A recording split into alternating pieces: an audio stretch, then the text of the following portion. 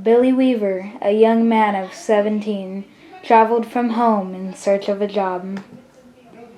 As he made his way through the town, he was looking for a place to stay and found a porter who had given him the suggestion of going to the Bell and Dragon. Once on his way there, he noticed the building that drew him inward. He rang the doorbell and found himself facing an elderly lady at the door.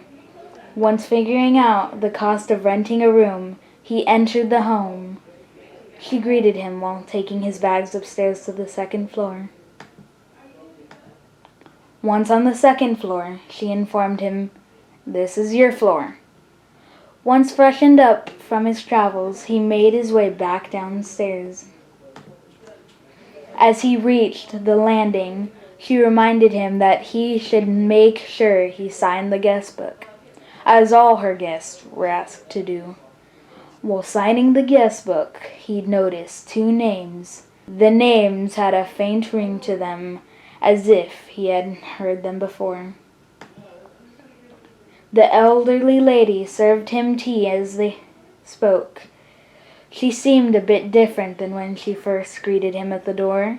The entire time she spoke, he kept trying to remember from where he had heard those names. He asked her about those names, but she waved off the subject. Sipping his tea, he suddenly remembered. Those names were in a paper. That is where he had seen those names before. He asked her again about those names, asking her if she knew where these two young men, such as himself, had gone to visit. "Gone?" she asked.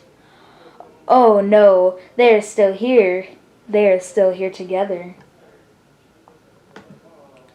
At that moment, he looked at the parrot that he had seen from the street through the window, believing it to be alive. But now, he sees it has been stuffed.